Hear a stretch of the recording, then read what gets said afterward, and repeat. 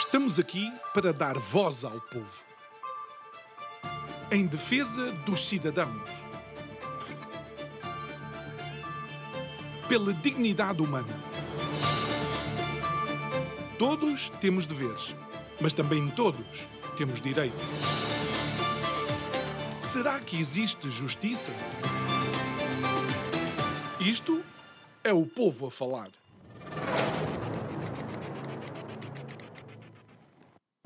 Em Portugal, o atual cenário político parece uma verdadeira Macedónia, seja de fruta ou de legumes. Olhamos para os dois principais partidos que saíram das eleições de 10 de março passado e, na realidade, estão empatados. E, ao estarem empatados, isto faz com que olhemos para o Parlamento e existe todo tipo de situações, desde as alianças santas até às alianças hereges, desde os eixos do bem aos verdadeiros eixos do mal. Já Portugal não passa da cepa torta do costume. Boa noite, meu nome é João Nuno Pinto e isto é o Povo a Falar. Estou consigo de segunda a sexta-feira, neste mesmo horário, emissão em simultâneo Curiacos TV e Rádio Vida 97.1. E para quem esperava grandes mudanças, olá, bem-vindos a Portugal. É que aqui no Vira ao Disco, e toca ao mesmo do nosso Lusitano no bairro, aquilo que continuamos a ver é uma justiça que se arrasta, uma economia que nem arrastada se mexe, uma saúde que está doente e uma comunicação social que, em vez de informar, diz-nos qual é a propaganda do dia. Digo eu que não percebo nada disto.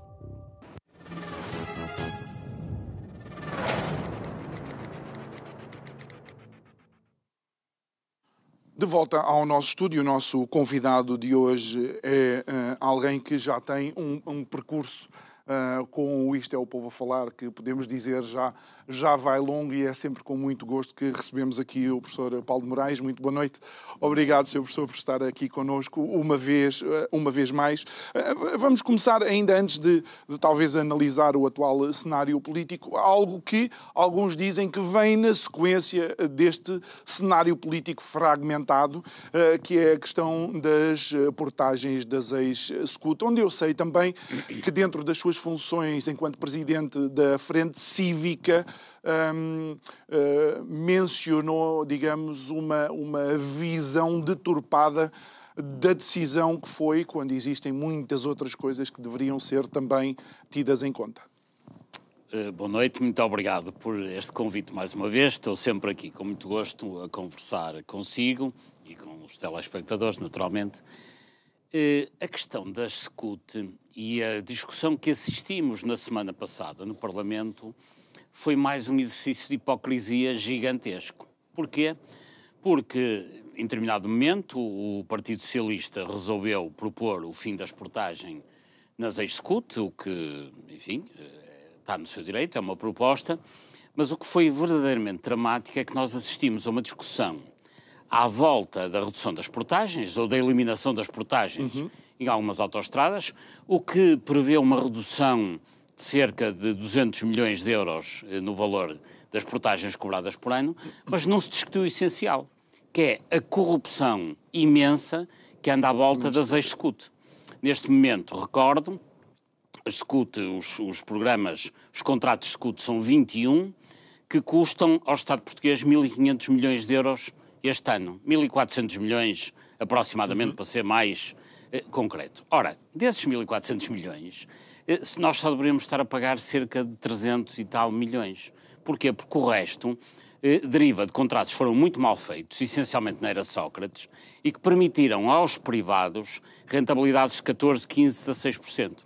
Ou seja, para também não torturar as pessoas com números, as SCUT valem hoje, no máximo, 4 mil milhões de euros.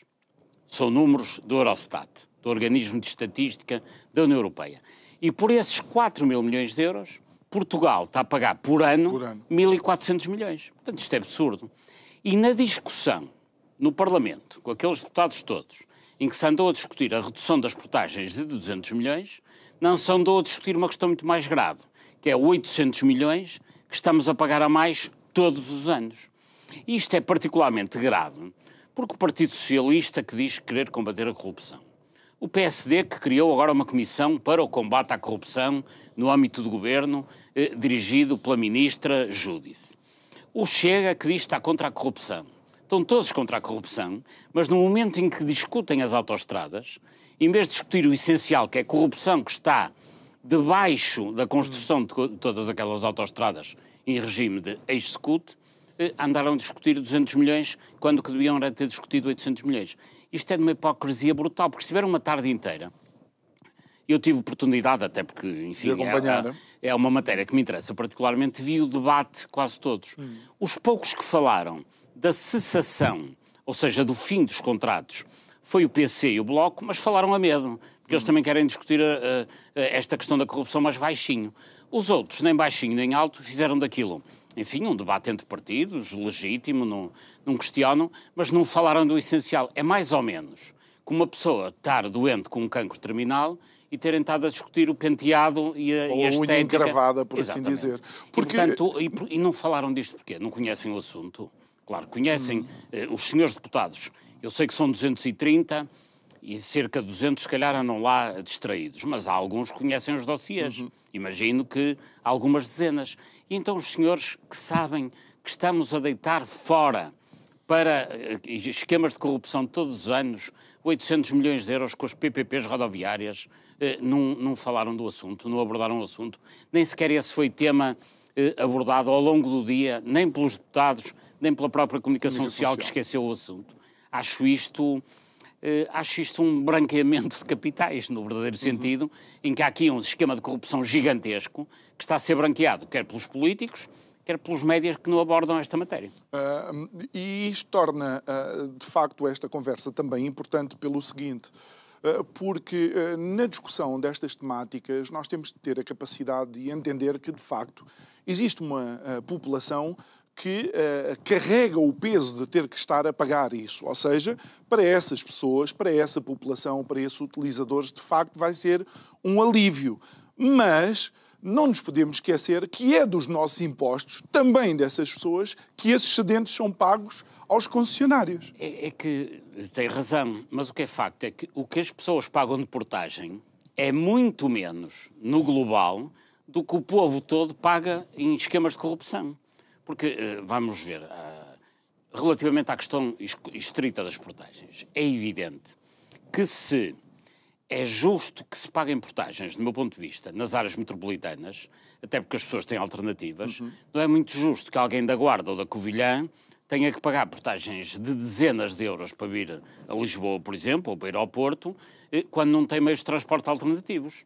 Assim, quem vive na Covilhã nem comboio tem para chegar ao Porto. E, portanto, era justo que as portagens para o interior sejam eliminadas. É um custo de acesso à interioridade. Da mesma forma que os voos entre ilhas nos Açores são subsidiados pelo Estado, é legítimo que os acessos do litoral ao interior sejam subsidiados pelo Estado. Há uma que também me diz alguma coisa só para a A22 no Algarve, onde há muito poucas ou nenhumas alternativas e que são muito mais complexas, ou então vamos utilizar aquilo que durante muitos anos foi chamada a Estrada da Morte, que é a Nacional 125. Mas se, no meu ponto de vista, faz todo sentido manter as portagens nas áreas metropolitanas onde há metro, comboios, etc., suburbanos, em quantidade. Para o resto do país é legítimo que as portagens sejam eliminadas. Isto é uma questão de justiça e de coesão territorial. Agora, repare, quando falamos da redução das portagens e da eliminação, o que foi discutido a semana passada no Parlamento, isto representa cerca de 180 milhões de euros. 200 milhões de euros. Mas a corrupção que vai para pagar a SCUT é de 800 milhões. Portanto, bastaria que deixassem de pagar esse dinheiro, pagavam as portagens e ainda sobrava muito dinheiro para muita mais coisa. Portanto, o que acontece, do meu ponto de vista, é que estiveram a analisar o problema pelo prisma errado. O que o Parlamento deveria ter estado a discutir era, já chega de alimentar estes ladrões, é a palavra certa, peço desculpa, mas não encontro outra mais apropriada, que andam a viver à custa de rendas das ex-SCUT, que são, de facto, é obsceno ter um povo em que há gente a ganhar 800 e poucos euros por mês de salário mínimo e toda essa gente pagar impostos para alimentar uma cáfila de gente, de empresas, de empresários, de que conseguiram, em determinado momento, capturar uma parte significativa do Orçamento de Estado e que utilizam como se fosse uma manjedoura de que se servem. Fora o Estado, em que algumas dessas estradas estão, nomeadamente a Via do Infante, que é uma verdadeira manta de retalho com diferentes tipos de alcatrão e que à noite, quando chove, é um verdadeiro perigo, até por causa do reflexo dos diferentes bocados de alcatrão que aí estão. Ou seja, até o próprio produto final, peço desculpa pela expressão, nem sequer tem a qualidade que deveria ter. Eu acho que a síntese, e pegando nas suas palavras, é, primeiro, algumas autoestradas não estão a ser bem mantidas. Portanto, têm que estar em melhores condições. Aquelas que servem as populações do interior têm que ser muito baratas ou grátis.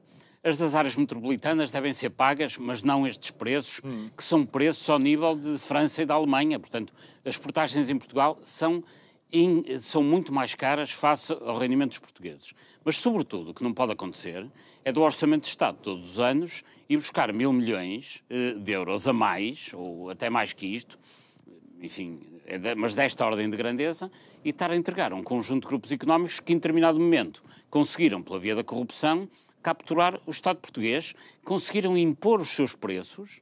Isto porquê? Porque, naturalmente, os políticos que andaram a negociar isto eram pessoas que estavam não ao serviço público, mas ao serviço de interesses privados. Bastará recordar, já o fiz aqui, que todos os ministros das obras públicas de uma determinada fase da vida portuguesa acabaram a sua vida política e foram trabalhar para onde? Para as autoestradas, para as executivas. Bastará lembrar que Joaquim Ferreira do Amaral foi ele que assinou, em nome do governo, o contrato da Ponte Vasco da Gama, a primeira parceria público-privada rodoviária da era moderna, e depois foi trabalhar durante anos e anos para a Lusoponte, que é concessionária da Ponte Vasco da Gama. Ou seja, ele, no fundo, depois foi para a Ponte Vasco da Gama, para a Lusoponte, receber, digamos, umas extensas benesses como prémio pelo mau negócio que tinha feito enquanto ministro em nome do Estado. Depois veio, a seguir a Ferreira do Amaral, Jorge Coelho, foi Ministro das Obras Públicas. Quando saiu do governo, foi trabalhar para onde? Para a Motengil, que foi a empresa que mais parcerias privadas rodoviárias construiu em Portugal. Luís Valente Oliveira, que já estou a mudar de partido outra vez, Jorge Coelho era de PS, Valente Oliveira era de PSD, até há muito pouco tempo estava a trabalhar onde? Na mesma Motengil. Enfim, diria aqui uma série de nomes, nem digo mais, até porque isto enjoa não só os telespectadores, como eu próprio, que são pessoas que estiveram nos governos a fazer maus negócios, estiveram a trair os seus eleitores, para depois irem trabalhar para as empresas que beneficiaram desses maus negócios. E a história das PPPs em Portugal tem sido esta.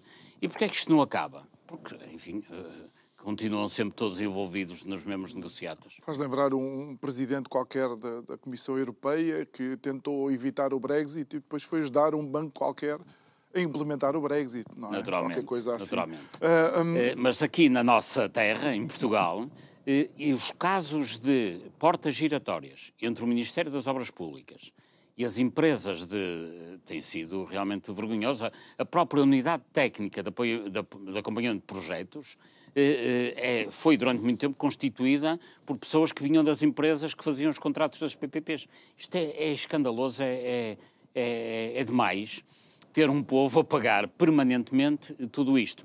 E perante este cenário, os senhores parlamentares estiveram ali a discutir 200 milhões de euros, quando o verdadeiro problema é de 1.000 e tal milhões. Outra coisa que eles estiveram a discutir e que eu achei interessante dentro desta nova estrutura, desta nova salada de frutas do nosso Parlamento, foi o quererem chamar a Procuradora-Geral da República para explicar o famoso parágrafo, não é? Porque, afinal de contas, aparentemente foi o parágrafo que fez cair António Costa.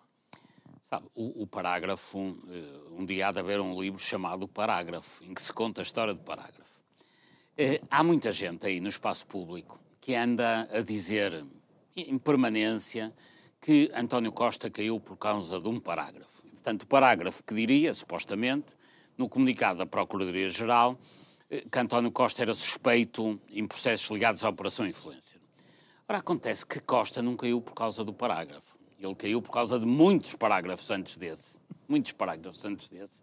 Entre os quais ter no seu gabinete 80 mil euros em dinheiro que ele jamais soube explicar. E, portanto, isto bastaria. São 80 mil parágrafos. Exatamente. Portanto, não é por causa do parágrafo, foi por causa disso. E este último escândalo, enfim, nem sei o que chamar a isto, os tribunais dirão, mas alguém que é apanhado com 80 mil euros no seu gabinete e é primeiro-ministro, só tem uma coisa a fazer, é ir-se embora, ponto final. Sem parágrafo. E agora, este é o último escândalo de uma série deles, foram 13 ou 14. Recordo o secretário de Estado que tinha encomendado um pavilhão transfronteiriço que pagou e que nunca foi construído. Recordo as cenas de pancadaria no Ministério do ex-ministro Galamba. Portanto, os escândalos foram uns atrás dos outros. Qualquer um deles chegaria para uma pessoa decente pedir a demissão de primeiro-ministro. Mas, obviamente, que o último, ninguém num mundo civilizado pode ser encontrado, digamos, apanhado com 80 mil euros no seu gabinete e manter-se a primeiro-ministro. Portanto, o parágrafo que tem sido sistematicamente falado é, no fundo, o bode expiatório de António Costa. Ainda por cima, António Costa, que tem uma grande capacidade de manipulação do espaço público, pôs muita gente a falar de parágrafos. Inclusivamente houve agora 50 cidadãos que vieram pedir explicações à Procuradora sobre o parágrafo e mais um caso do mesmo tipo. Mas ninguém pede, por exemplo, explicações à Procuradora-Geral e à Justiça porque é que, ao fim de 6 anos, ainda não foram investigados os casos que aconteceram em Borba e que levaram à morte de uma série de pessoas. Nem ninguém vem pedir à Justiça explicações porque o caso BES ainda não foi julgado. Não. Quando os políticos foram atacados, e neste caso em particular António Costa, então vem pedir explicações à Procuradoria. Mas, assim, não é pelo facto de milhares de pessoas andarem a repetir milhares de vezes que Costa caiu por causa de um parágrafo que isso se torna verdade. Isso é lógica nazi do Goebbels, que achava que uma mentira repetida 1000 vezes passaria a ser verdade. Mas não é. Costa caiu porque tinha 80 mil euros no gabinete que até hoje não explicou. Não caiu por causa de um parágrafo. E por muito que digam isso, é importante desmascarar estes manipuladores que andam a tentar convencer a opinião pública portuguesa que o anterior governo caiu por causa de um parágrafo e que o governo da Madeira caiu por causa da investigação do Ministério Público. Mas é mentira. Acha que tem existido uma pressão adicional a esta Procuradora depois deste caso? Porque, vamos lá ver, ainda se fosse só António Costa a falar, tudo bem, ele é o visado e poderia eventualmente dizer, bem, eu tive que tomar uma decisão por causa do parágrafo, mas ouvir o antigo Ministro da Educação e uma série de ex-secretários de Estado e ex-ministros num determinado dia, como se tivessem combinado, mas pronto, nós sabemos que foi um acaso, num determinado dia, todos eles a colocarem essa pressão na Procuradoria-Geral da República e alguns deles, inclusive, a dizerem que não existia outra saída que não fosse a demissão da Procuradora. Mas eu não partilho dessa opinião e reparo. O chefe de gabinete de António Costa, um senhor chamado Iscária, tinha lá os 80 mil euros. Portanto, das duas, uma. Ou António Costa é cúmplice dessa situação, e portanto não pode ser primeiro-ministro, ou não sabe escolher dos seus colaboradores, e também não pode ser primeiro-ministro. É claro que, quando todos agora vêm criticar Lucília Gago, é evidente, Lucília Gago, como foi escolhida por António Costa, se calhar é incompetente, como os outros. Mas provavelmente não foi Lucília Gago que andou a tratar diretamente do assunto. Portanto, os políticos têm que ser investigados. E quando estiverem a ser investigados, só têm duas formas de se defender, que é, ou têm culpas no cartório e pedem desculpa, ou então dizem que é mentira e negam o que está a acontecer. E verdadeiramente, António Costa nunca veio negar que não tenha nada a ver com a Operação Influencer, o que obviamente também não consegue, porque havia imensos membros do seu governo envolvidos no caso. E isso significa que, de alguma forma, este é uma daquelas situações em que sai-lhes o tiro pela culatra, porque recordo que muitas vezes o professor Paulo de Moraes e outras pessoas têm dito aqui que não entendem a não recondução de Joana Marques Vidal para o cargo de Procuradora-Geral da República. Bom, isso hoje é um pouco difícil discutir isso, porque o contexto é outro, já passaram uns anos. Eu, na altura, insurgi-me contra a substituição de Joana Marques Vidal, porque ela, de facto, era uma pessoa que, enfim, estava a desenvolver um trabalho importante e, do meu ponto de vista, à época, deveria ter continuado. Mas não continuou, enfim, já não podemos fazer essa análise histórica, mas eu dá-me ideia que alguns políticos estavam à espera de uma procuradora mais dócil. Pois. Afinal, Lucília Gago, pelos vistos, não era tão dócil e não gagueja, como eles queriam. E agora, deixe-me repetir uma ideia que é assim. Quando um político é investigado, num caso de justiça, tem obrigação de dar explicações a quem o elegeu. Portanto, qualquer um de nós pode ser investigado. Claro. Mas quando é suspeito de algum crime, de algum tipo, das duas uma, ou consegue negar perentoriamente e diz, eu não estou envolvido nisso, como se provará em tribunal. Se não conseguir negar, não pode dizer à justiça que é da justiça e atirar as culpas para a justiça pelo facto de estar a ser investigado. Não, tem que, com toda a clareza, dizer, não tenho nada a ver com isso. Mas como é que o professor se sentiria, imaginemos, e partimos do princípio da presunção de inocência de António Costa, se ele se tivesse mantido no cargo? Tendo a perfeita consciência de que é inocente, e se tivesse, já sabemos que ele não caiu por causa disso. Como é que o professor vê um político que está a ser investigado, que sabe que é inocente e diz, eu não me demito porque eu sou inocente? Mas é que, no caso de António Costa, ele não basta dizer que é inocente no caso da Operação Influencer. Porque, mesmo que seja inocente formalmente à base da justiça, havia tanta gente à volta dele envolvida que ele é responsável por aquela equipa. Okay. Não é?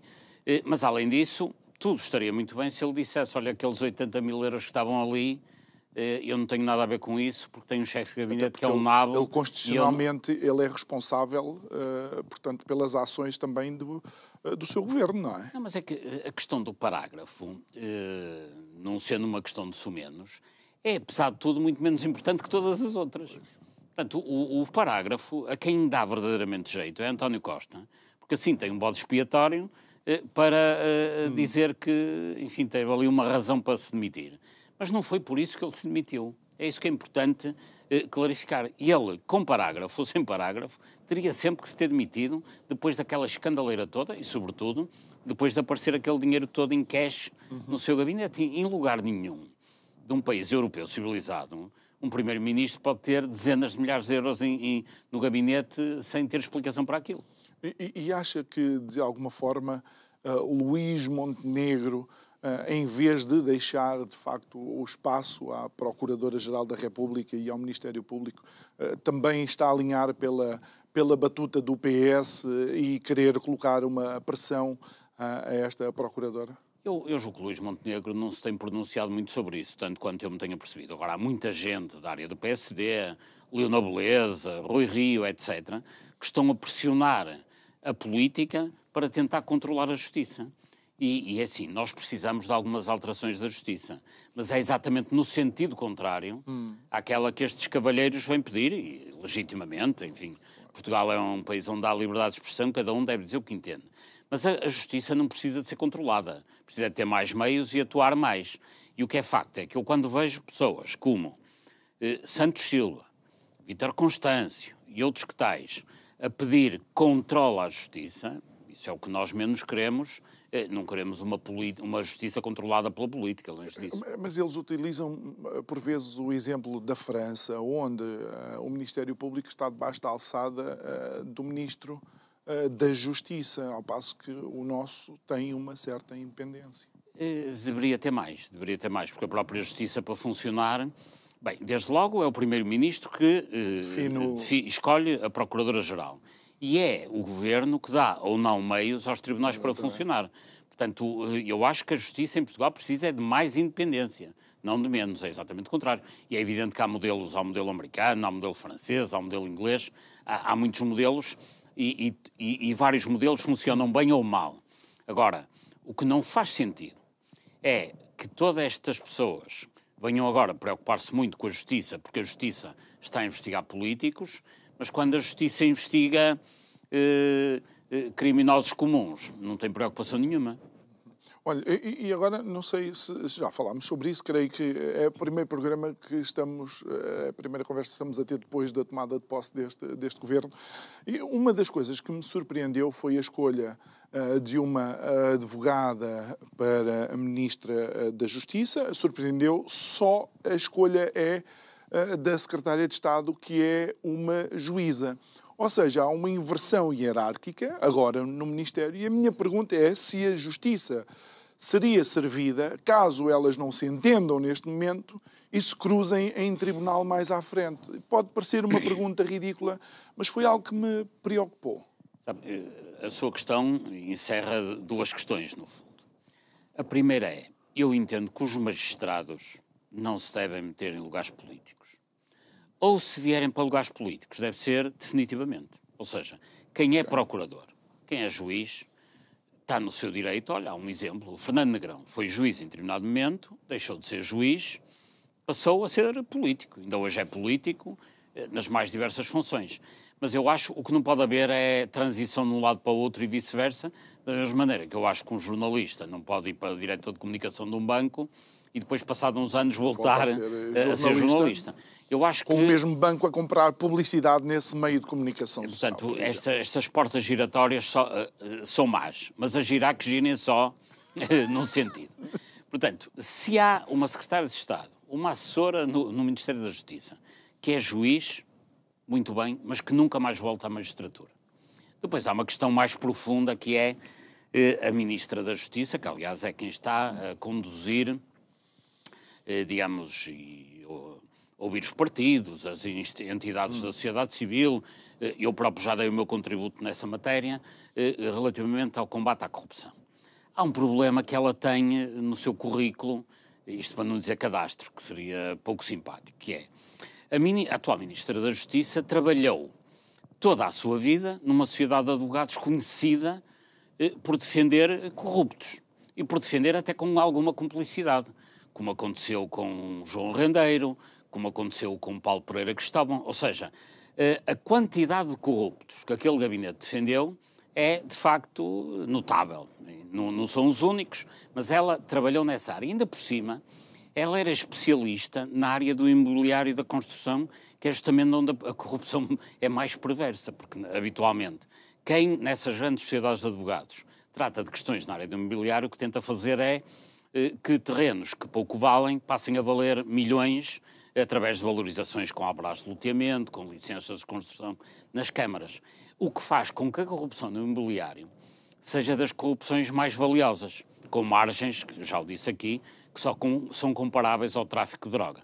Portanto, pôr a Ministra da Justiça, alguém que trabalhou num escritório que defende sistematicamente corruptos dos mais famosos e dos mais rentáveis, ainda por cima trabalhou numa área em que a corrupção é mais rentável, digamos que não é um bom currículo de partida, mas enfim, vamos ver, ao fim de 30 dias também não se pode julgar ninguém, muito menos um ministro ou um governo.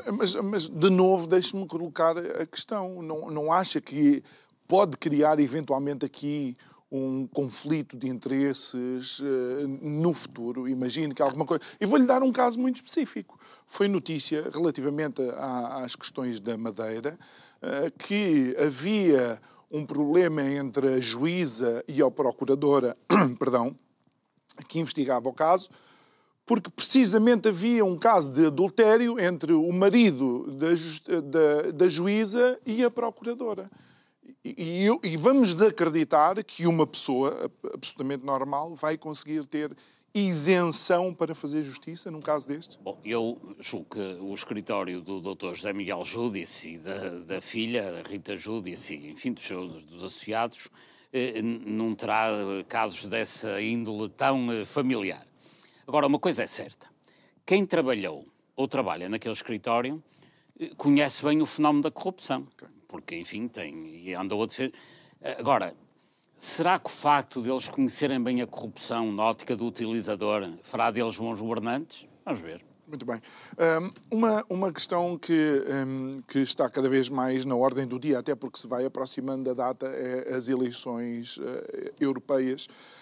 e falando nas eleições europeias, e porque é algo que transcende, digamos, aqui a nossa zona geográfica, temos estas questões também das imigrações, mas acima de tudo aquilo que vemos é uma total incapacidade em Portugal de se dar a resposta necessária para as pessoas que vêm cá a viver. Por outro lado, também não é novidade que os portugueses que estão lá fora procuram as suas embaixadas e os seus consulados para obter algumas respostas, e aquilo é um valente nada, e são mais as vezes em que os nossos concidadãos saem frustrados desses sítios do que propriamente encontrem as respostas necessárias. É verdade, mas agora deixe-me dar uma nota prévia sobre as eleições europeias. Eu vejo agora a classe política a mandar fazer muita publicidade, a dizer que as eleições europeias são muito importantes, mas a forma de ter mostrado que as eleições europeias são muito importantes não é fazer publicidade na altura das eleições.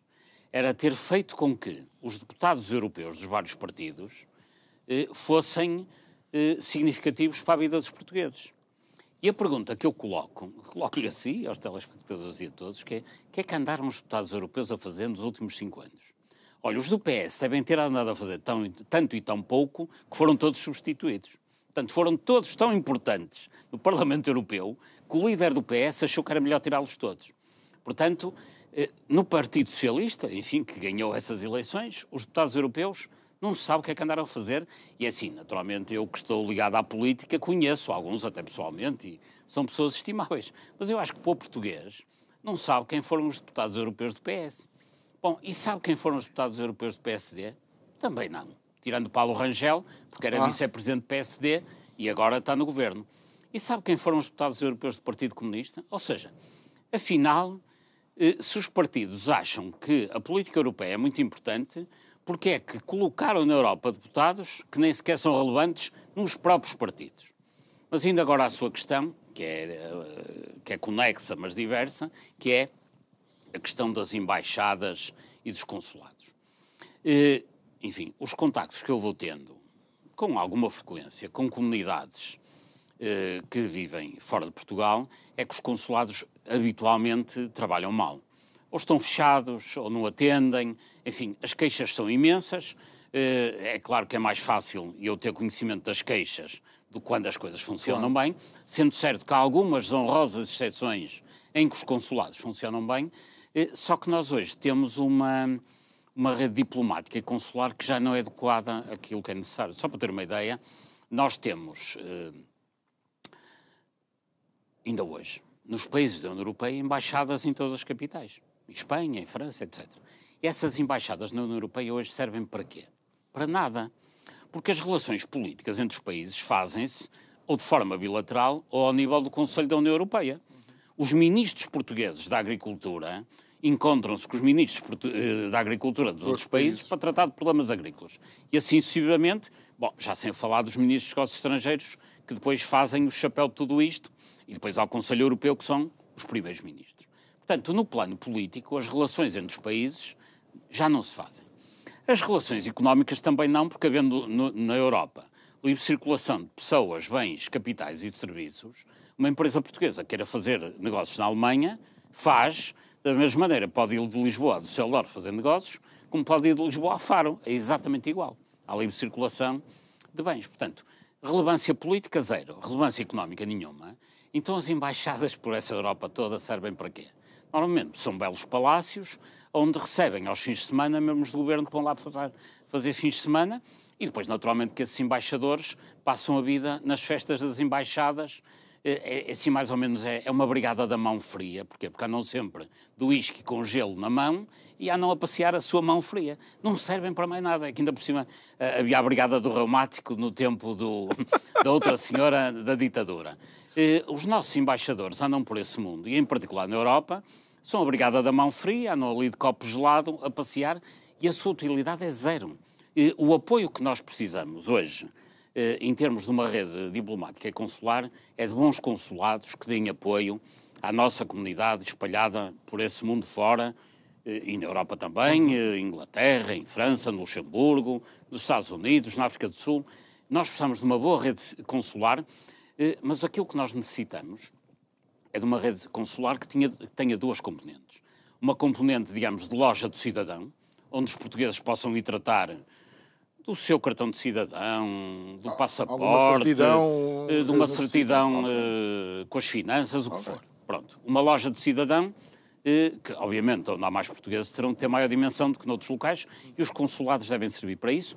E, complementarmente, devia haver, como aliás outros países fazem isso bem, nomeadamente os ingleses e os franceses, escolas de língua portuguesa para acompanhar a comunidade. Ou seja, eu, português, vivo em Nottingham, devo ter direito a ter não só uma loja de cidadão, como uma escola de português para os meus filhos. Ponto final. Tudo o resto é deitar dinheiro fora. É evidente porque é que isto acontece. Isto acontece, estamos a falar de embaixadas que custam 2, tal mil milhões por ano. Gasta-se mais em representação diplomática que nos tribunais portugueses todos. Ou seja, em Portugal, gasta-se mais em representação diplomática ao nível dos negócios estrangeiros do que se gasta na justiça.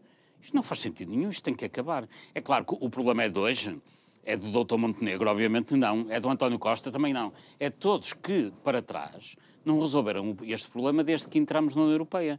Porque é evidente que nós precisamos de uma embaixada nos Estados Unidos, em Washington, mas não precisamos de uma embaixada em Paris para nada. Portanto, a única coisa que tem que acontecer é fechar essas embaixadas. E você ainda por cima está a tocar nas melhores embaixadas, porque há um circuito, que eu não sei qual é o nome, mas tem o nome de uma marca de cosméticos, que é para onde todos os embaixadores querem ir e onde já sem está falar, Londres, Paris, onde as festas são melhores. E não, já sem falar dos escândalos em que os embaixadores portugueses têm estado envolvidos. Recordo o caso Senegal, em que o embaixador dava vistos a troca de favores sexuais. Aliás, ele foi condenado e nunca cumpriu pena. Portanto, embaixadores que nos envergonham, não precisamos. E embaixadas que não servem para nada, são inúteis, também não precisamos. Muito bem. E vamos voltar então um pouco atrás e vamos às eleições europeias, olhando um pouco para aqueles que são os cabeças de lista, porque acho que foi a porta que se abriu. Não sei, foi surpreendente a escolha de Sebastião Bugalho por parte do PSD e Marta Temido para o PS? Eu não tenho comentários a fazer, até porque ainda não percebi quais são as propostas que eles têm para a Europa. E assim, à partida... É para perceber também. É assim, Marta Temido tem algo a seu favor que é notoriedade, não é? Mas isso... Notoriedade, há gente que em Portugal tem mais notoriedade. O Ronaldo tem mais notoriedade que a Marta Temido. Portanto, a notoriedade por si só não chega. E pode ser uma faca de dois gumes também, porque teve que lidar com a situação da pandemia. Mas digamos que, uma coisa é certa, é um quadro importante do Partido Socialista e o PS resolveu candidatá-la, nada a opor. O que é que ela vai fazer para Bruxelas em representação de Portugal? É assim, se algum deles for para a Europa, garantir que os fundos europeus que vêm para Portugal vão ser, digamos, limados e limpos de casos de corrupção, já terá valido a pena. Porque eu recordo que nós temos inúmeros casos de corrupção em Portugal, falámos há bocado das PPPs e da Ponte Vasco da Gama e por aí fora. Normalmente todos estes investimentos envolvem fundos europeus.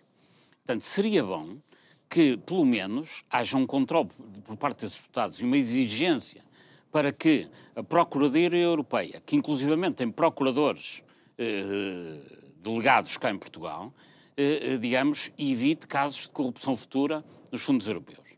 Se aparecerem com programas deste género e se, digamos, apresentarem propostas que vão no sentido de tornar Portugal e a Europa mais limpos, tornarem Portugal e a Europa mais solidários e de maior investimento, vale a pena. Agora, vamos ver que projetos é que eles apresentam, estamos à espera dos programas europeus. No caso do PSD, apresenta Sebastião Bugalho, enfim, nada a opor. Eu acho que qualquer candidato é bom se apresentar um programa e depois o cumprir. Muito bem. Professor, ainda relativamente a esses fundos europeus, foi notícia hoje ou ontem de que, de facto, o atraso na execução do PRR é substancial. A minha pergunta, e dentro daquilo que é uma temática que sempre o acompanha, que é o combate à corrupção, isto é mesmo assim que é para depois as coisas serem a correr muito? Ou seja, há endémico atraso na execução para que depois se tenha que cumprir os prazos, senão temos que devolver o dinheiro a Bruxelas. E isso facilita os esquemas de corrupção. É verdade que facilita, mas os atrasos, neste momento, os atrasos verificados, que são enormes, nós vamos a meio do período de execução do PRR e andamos a cerca de 20% de execução. Portanto, é mau, é fraco, é real. Mas isto acontece porquê? Por falta de competência de quem é colocado a tratar destes assuntos. Porque numa administração em que a maioria das pessoas são nomeadas, ou porque são do PS, ou porque são do PSD, ou porque são afilhados, ou porque são primos, só por coincidência é que seriam competentes. E o que é facto é que a nomeação de incompetentes para tratar destes assuntos dá sempre mau resultado. Porque a questão é, assim, as decisões têm que ser políticas. Nós temos que decidir investir em habitação, investir em trânsito, investir em água, o que for. Mas as decisões devem ser políticas, mas depois a execução tem que ser feita por profissionais. Eu compreendo que numa cidade como Lisboa, vou dar este exemplo, pode-se decidir que se investe mais em transportes públicos e se privilegia o transporte público em detrimento do transporte privado. Mas depois a gestão do trânsito deve ser entregue a engenheiros de trânsito, não a pessoas do PS ou do PSD. E como em Portugal há uma lógica que vem há décadas, infelizmente, de entregar todas estas competências a pessoas que não têm competências, têm incompetências, depois as coisas não funcionam, porque é evidente que para fazer casas, ser do PS ou do PSD é irrelevante. O importante é que façam casas quem sabe fazer casas. E depois de uma decisão política. Quando se coloca nos ministérios, nas direções gerais, na administração, pessoas por favores políticos, é evidente que só por milagre é que eles seriam competentes. De tal forma catastrófico que creio que foi o professor que uma vez afirmou num dos nossos programas que até a velha senhora tinha pessoas de maior competência técnica à frente de ministérios do que atualmente. É verdade. Infelizmente é verdade. Hoje há uma administração pública muito mais enxameada por favores do que no tempo da ditadura. E depois o problema da nomeação de alguém por uma lógica partidária, além da injustiça, porque obviamente que quando há um concurso para um determinado lugar deve ganhar o que for mais competente, mas para além da injustiça momentânea, o problema é que aquela pessoa nomeada numa lógica partidária, por ser do PS, do PSD, do CDS, ou seja lá o que for, depois vai tomar decisões a vida toda e é evidente que a coisa corre mal. Em particular, isto acontece, enfim, há casos, até há aquele caso Tutti Frutti, em que os dois maiores partidos da época, o PS e o PSD... Tu ganhas aqui, eu ganho ali... Tu ganhas aqui, eu ganho ali, eu coloco os teus bois aqui, tu colocas os meus bois acolá. Depois é evidente que as coisas não funcionam, porque normalmente as pessoas que vêm das Jotas não têm competência para fazer muita coisa. Há uma coisa que eles sabem fazer, que é comícios. É por isso que normalmente quando se dedicam à área das festas a coisa corre bem. As festas e romarias normalmente correm bem porque as pessoas que vêm das Jotas sabem organizar palcos, festas, etc. Agora, gerir as condutas de águas pluviais da cidade de Lisboa já é preciso saber um bocadinho mais. Muito bem. Professor Paulo de Moraes, entretanto, a semana passada, creio eu, assistimos também à exoneração da direção da Santa Casa da Misericórdia e ainda recentemente do diretor nacional da PSP. É legítimo estas mudanças? Há uma caça às bruxas? Cada vez que se muda de governo passa, digamos, a espada para decepar essas lideranças? Como é que lê esta situação? São casos diferentes. Eu acho, no caso da Polícia de Segurança Pública, eu acho legítimo que o Ministro da Administração Interna queira ter um diretor nacional da sua confiança. Porque aqui, digamos, o trabalho da PSP e da GNR também, mas aqui estamos a falar da PSP, é um trabalho muito técnico, é essencialmente um trabalho técnico que tem que se submeter a um conjunto de princípios políticos que são definidos no Parlamento e no Governo. Portanto, deixe-me dizer-lhe, se eu fosse Ministro da Administração Interna, quereria ser eu a escolher o Comandante Nacional da PSP. O caso da Santa Casa é uma questão completamente diferente. A Santa Casa da Misericórdia... Bem, primeiro, a Santa Casa da Misericórdia nem é santa, nem é de misericórdia. para começo, portanto, aquilo devia-se chamar só a casa. Era o verdadeiro... É o parágrafo e a casa. Lá está, a simplificar ajuda, exatamente, não é? Porque aquilo de santo não tem nada. Aliás, eu nem percebo como é que a Igreja permite que o nome santo seja ali utilizado. E depois, o que é facto é que a Santa Casa tem sido um local onde, de tempos imemoriais, se colocam políticos que precisam de um tacho com uma determinada dimensão. Já lá passaram Maria de Belém Roseira, Pedro Santana Lopes, Edmundo Martinho, enfim, muita gente. Bastará ir à Santa Casa e ver os antigos provedores e vice-provedores. Enfim, é tudo um conjunto de pessoas que, curiosamente, têm feito um trabalho pouco interessante. Isto porquê? Se a Santa Casa Misericórdia tem o exclusivo do jogo em Portugal, dos jogos como o Totoloto, o Euromilhões, etc., aquilo só pode gerar receita, e muita receita, cujos lucros depois deviam ser aplicados em ações de solidariedade em todo o país. Em obra social. O que tem acontecido é que habitualmente são aplicados só em Lisboa, o que já é altamente injusto, porque é facto é que quem joga no Euromilhões em Bragança está a subsidiar a solidariedade em Lisboa. É um pouco estranho, não é? Ou seja, quem está nas zonas desfavorecidas está com as suas apostas de jogos a financiar a solidariedade nas zonas mais privilegiadas. Portanto, mas isto não é de hoje, isto tem sido sempre assim. Porque o que é facto, a Santa Casa Misericórdia funciona um pouco como uma segurança social supletiva na área de Lisboa. Portanto, o que é que deveria acontecer? Os jogos deveriam continuar a dar lucro, os lucros desses jogos deveriam servir para solidariedade em todo o país e não para ter ali um conjunto de pessoas que depois têm um conjunto de benesses e gerem mal. E, atenção, eu recordo que a Santa Casa Misericórdia tem feito negócios verdadeiramente catastróficos. O Hospital da Cruz Vermelha dava um prejuízo imenso. Quem é que o comprou? A Santa Casa Misericórdia. O Monte Pio, que estava falido ou pré-falido, queriam inclusivamente entregá-lo à Santa Casa Misericórdia para absorver os prejuízos do Monte Pio e de péssimas gestões do Monte Pio e de corrupção dos anos anteriores. Ou seja, a Santa Casa de Misericórdia tem sido Santa Casa Misericórdia, mas é para os dirigentes, não para a população. Não, ou seja, eu isolava a Santa Casa dos outros casos.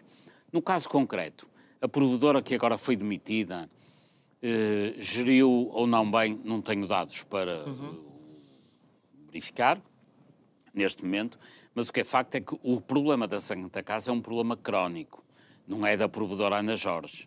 É do provedor anterior, Martinho, e do anterior Santana Lopes, e do anterior, porque de facto a Santa Casa tem sido o local para onde vão um conjunto de políticos e ex-políticos para utilizar aqueles recursos para investir e muitas vezes patrocinar amigos, etc. Estamos aqui nos 2 últimos minutos da nossa conversa e eu perguntaria relativamente à direção executiva do SNS. Na altura nós falámos, porque parecia que ficaria uma liderança bicéfala da saúde em Portugal. Neste caso parece que a ministra pediu uma prestação de contas e a direção executiva ficou muito chateada porque tem que prestar contas a alguém e apresentaram todos a sua demissão.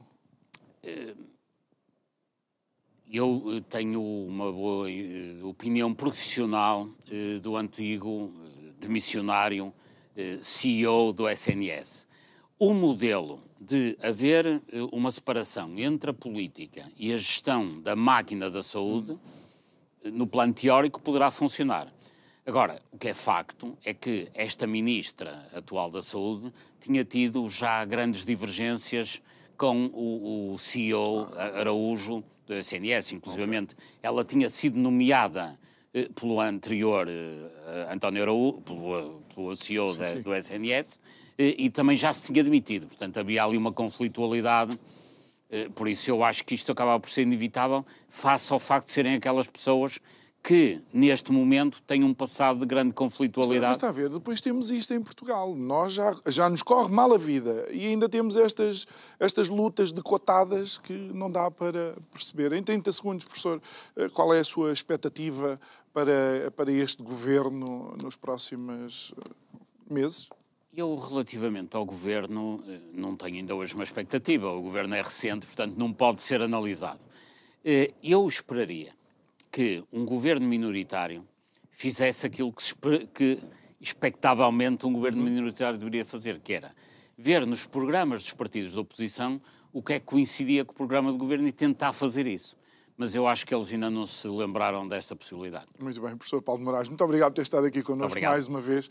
Obrigado a si que nos acompanhou. Já sabe, pode ver e rever estas conversas subscrevendo o canal do YouTube do Isto é o Povo a Falar. Clique lá no sininho para receber a notificação sempre que fazemos o upload de uma nova conversa. Resta-me agradecer a sua companhia e dizer que amanhã estamos de volta à mesma hora. Boa noite e obrigado. Até